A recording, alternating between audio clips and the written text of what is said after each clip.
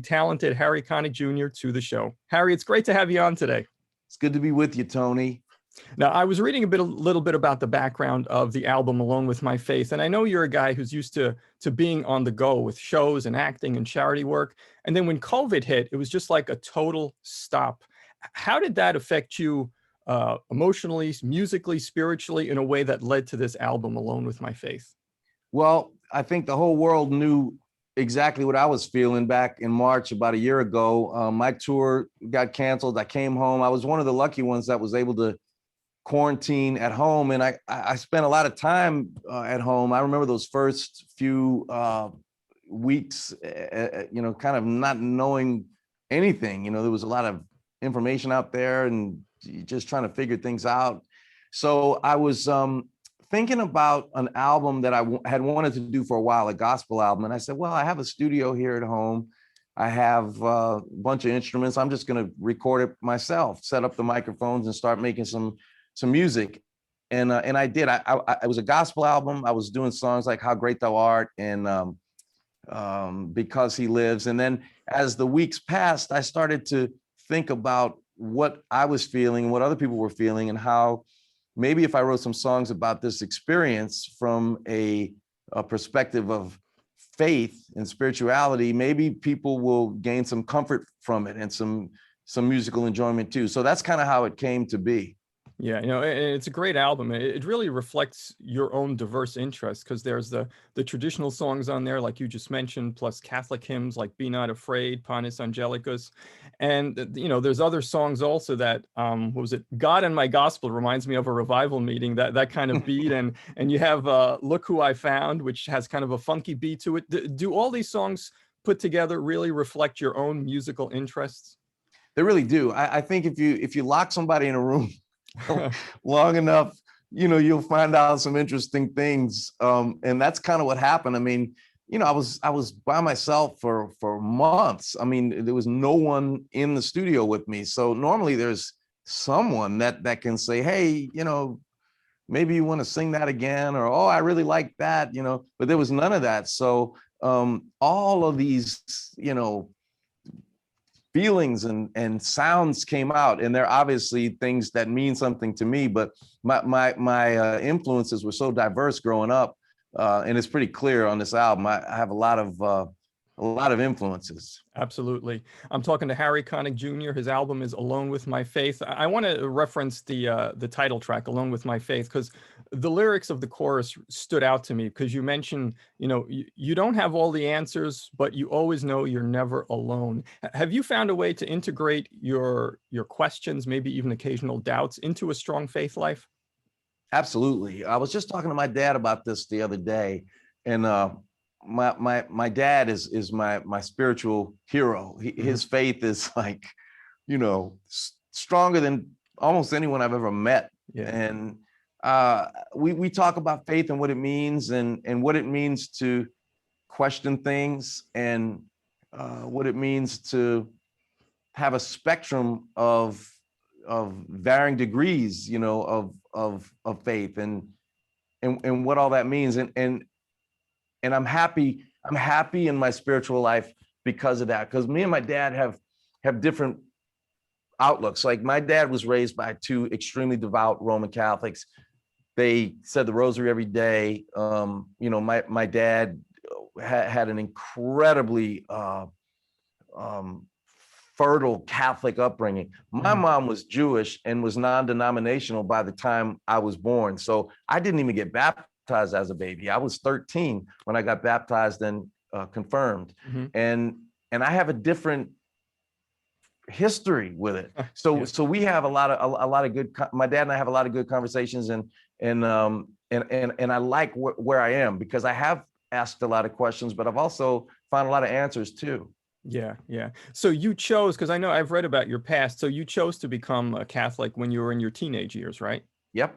Yeah. Was it because of your father, or were there other influences too? I think you went. No, to it was pretty much my dad. My mother's side of the family came from New York, and I didn't really know them that well. My father's side of the family was all in New Orleans. There's a gazillion Connicks down there. They're all Catholic. They all go to church. It's a huge part of our culture in our family. So, and in New Orleans too, there's a, so many Catholics. So it felt very comfortable for me to go to church with my dad. I went to Jesuit high school. I became close to many of the priests there. They were great spiritual advisors to me and friendly to me. I lost my mom right around the time I went to high school. So they were, I think about the president of Jesuit high school then, his name was Father Tony McGinn, and I was struggling. I was having some hard times, and he was incredibly patient and kind with me. So I felt at home in the Catholic Church. So it felt like a natural place for me to want to be a part of.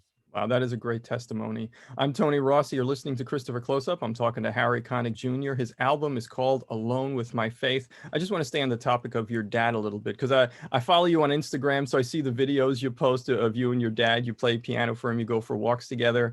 In a world where seniors sometimes can get pushed aside, it seems like you're really caring for your father. What does it mean to be able to be there for him in his senior years and help care for him, probably the way he helped care for you as a young man? It's everything to me. It's everything. I respect my father. He is paramount in my life. And I can't even fathom treating him any differently than I do. He is still a great source of counsel for me. We laugh together. And then I think about some cousins I have, and their mom is suffering very badly from dementia. She doesn't communicate anymore. She's in a nursing home where she can't get out of bed, and they treat her the same way. They laugh with her and talk to her. And where I come from, you respect your elders, and that's just drilled into your head. And I'd be nothing without my parents. So I adore anything I can do for my dad. That's great. I mean, New Orleans is such an important part of your life. Was there anything to the way the faith is practiced or lived there that kind of infused into your own soul or your own practice of faith? Is it a little bit different in New Orleans maybe than other places? The Catholic Church is, I guess it's a little bit different. I mean, not really. Like when you go to mass, you could be in mass other than the accent of the priest or the people doing the reading.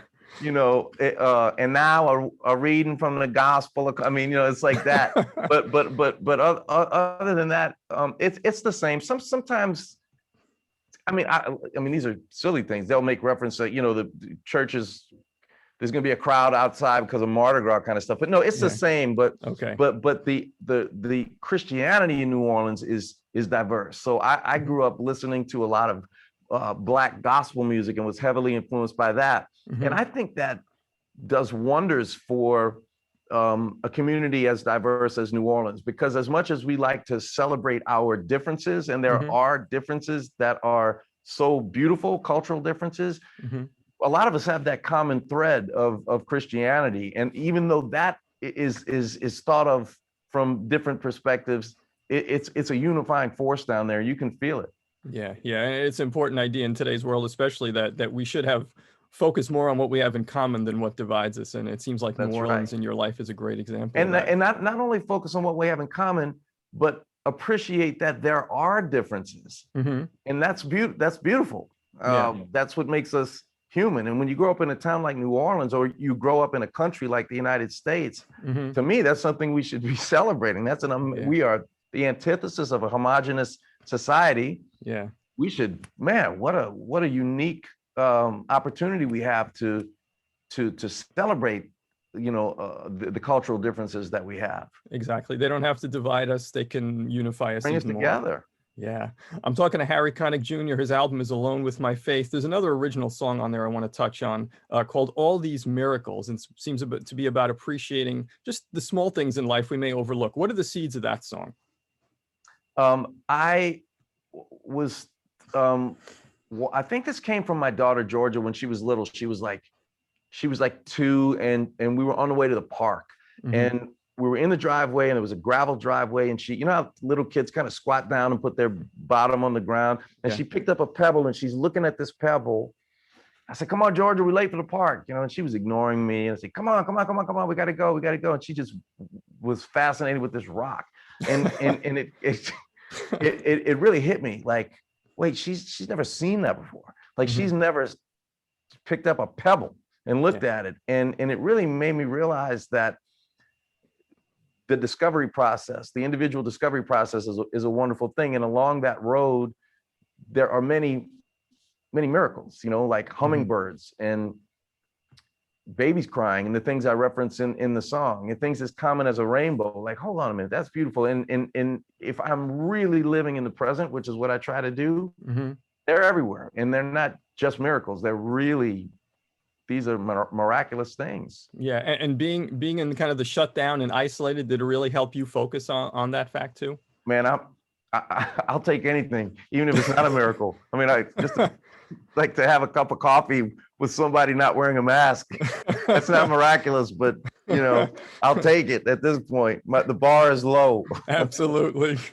Speaking of Georgia, she played an important role in other aspects of this album. I know she was your photographer, the cover photo of the album. She shot your video of Amazing Grace, which I got to say I really love the stark opening images of that with the cold blizzard outside, and then you come into the warm building and perform. No. It was not warm. Oh no, it wasn't a warm The building. problem. This is the problem. Georgia picked a location. It was an opera house that had not been used in about 60 years. And that snowstorm was going on as we were filming. There was no heat in that building. And if you look at the first lines I sing, you'll see that smoke coming out of my mouth. It was now there's a miracle. I would have loved a space heater would have been miraculous. Were But you yeah, so Georgia is she's 24. She's been a photographer for a really long time. She's always been very tech savvy with software. So she's an editor, a director. Mhm. And this was her shot. I said, look, you know, I always told you to be prepared for opportunity. If it comes your way, here it is. What do you Mhm. got? And she killed it. She knocked it out of the park. No, it's a great video, and it's also a great interpretation of the song because I like you start off kind of quiet and introspective, and then the joy builds as it goes along. Why did you decide to interpret it that way? You know, I don't know how it happened. I did an interview with a woman. I'll leave her nameless, but she's a pretty popular television personality in Canada, and I love her. I've known her for a long time. And Mhm. she listened to the album, and she goes, "Amazing Grace. It is unusual." You know, and I think what she was trying to say was, "What the hell are you thinking, man? Like, can't you just play it normally?" It Uh-huh. does start quiet, then it kind of builds, and it goes all these different sections. And the reason I did it like that, it was stream of consciousness, and the reason it ended up like that is because I think the inherent definition of grace and the fact that it is amazing lends itself to some pretty wild jubilance or Yeah. jubilation, whatever the word is. Mhm. And that's kind of why it came like that. Like I don't let previous arrangements dictate how the song should be sung. I really think about every single word and I let that sort of guide me. Yeah, no, well, I totally, if she didn't get it, I got it. I think it was a perfect build and it fits the message of the song. So Thank it's you. great. I'm Tony Rossi. You're listening to Christopher Closeup. I'm talking to Harry Connick Jr. He's a Grammy winner, an Emmy winner, an actor, a musician, a composer. And today we're talking about his album, Alone with My Faith.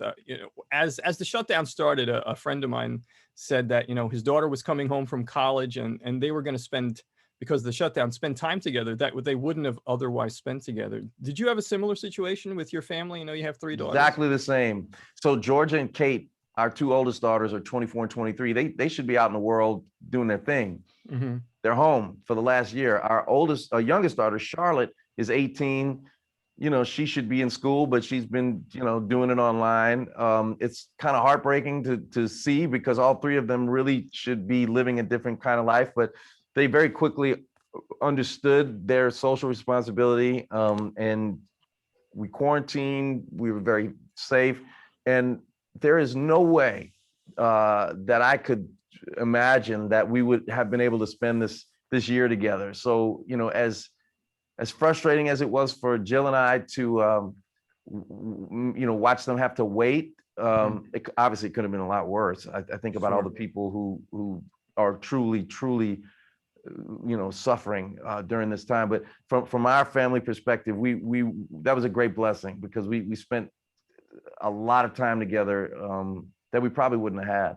Yeah, a great bonding experience. And I know you in Georgia also, you took a road trip with a bunch of cameras and you traveled part of the country to meet essential workers. Tell me a bit about that. So this was a couple of weeks after the pandemic started. I had been shooting a little YouTube show at my house called Hunker Down with Harry, just to give people some entertainment, some kind of respite from all of the bombardment of bad news. And I said, Georgia, you should grab that camera. Let's rent an RV and drive from New York to New Orleans and thank people along the way and finish it with a big musical celebration in New Orleans. Pitched it to CBS. They said, what do you want to do? I said, hospital workers, teachers, people who work at grocery stores, whoever's making our lives better, I want to thank them. So we pitched them the idea. They said, you gonna have any celebrities on the show? I said, yeah. So I called some friends that I knew and I told them, I said, look, be ready for this call because I want you to be on an iPad. I'm going to show it to these folks. So people like Tim McGraw, Jamie Foxx, Brad Pitt, Sandra Bullock, Oprah Winfrey, they all said, we love you. And quite honestly, the single reason I did it was to say thanks. Cause I was at home, I'm thinking, what can I do? They won't let us leave home. So I said, maybe if I rent an RV and go thank them from a distance, Yeah. No, it was a great idea. And I know throughout your life, you've always been focused on various charity work. And I think it was over the summer, you recorded a song called Stars Will Shine, and it's benefiting the Ellis Marsalis Center. Can you tell us a little bit about that and what's your connection is to Ellis Marsalis? So Ellis Marsalis, for your viewers and listeners who may not know, was one of the all-time great jazz pianists from New Orleans. He was also my teacher all through high school. And he's the father of 6 sons, including Wynton Marsalis and Branford Marsalis. And we were very, very close. And he died last year due to complications from COVID. So right after Hurricane Katrina, his son, Branford, and I started something called the Musicians Village, which is about 80 homes that are inhabited by mostly musicians and their families. And in the center of the Musicians Village, which is one of the toughest neighborhoods in New Orleans, the 9th Ward, we built the Ellis Marsalis Center for Music, which is this incredible facility in not the best neighborhood that really allows these kids to come and take ownership of a recording studio, performance space, classrooms, learning about eating well, things like that. So Ellis was dear to us. The Ellis Marsalis Center for Music is a project that I'm still very, very involved with. And, we continue to help out about 200 kids a week. Yeah. Did you get your charitable nature also from watching your parents or from other people in your life? 100%. Yeah, my parents were both in public service. My dad was a district attorney. My mom was a judge. And yes, I mean, like, this is the kind of stuff that would happen to me. Tony, I don't know, I'm sure you have similar types of stories, but we'd be at the grocery store. My mom and dad are in the front seat of the car. We're pulling out. Me and my sister are in the back. Some elderly woman's putting her groceries in the trunk. My dad would stop the car and say, go help that lady. I'm like, like seriously, I'm a kid. Yeah. Now get out, so, you go out and do that. And you get that drilled into your head and it feels good to do those types of things. Yeah, it builds a foundation that has lasted throughout your life. Yeah. Great. I'm talking to Harry Connick Jr. His album is Alone with My Faith. You mentioned your YouTube show before, Hunker Down with Harry, and I was watching it, and you told a story on there that I'd love for you to share here because I wasn't aware of it, that you, for a couple of years, you worked as, was it a church organist or church pianist at Our Lady of Good Counsel here in New York. Can you tell us a little bit about what went into that decision, what the experience was like? You want the honest answer? Yes. I was looking for a gig. I was broke. I mean, I was living at the Y on 92nd and Lex, and I needed money. So I went around looking for any place I could play. That church was right around the corner, a couple blocks away. So I went in. I said, "Hey, do y'all need a piano player?" And there was a guy named Father Richard Guastella who was the priest there, and he said, "Yeah, sure, we'll pay you like $25. You played like the 10 a.m. mass and the noon mass." And I'm thinking, like, you know how many ramen noodles I can buy with $25? That'll set me up for the week.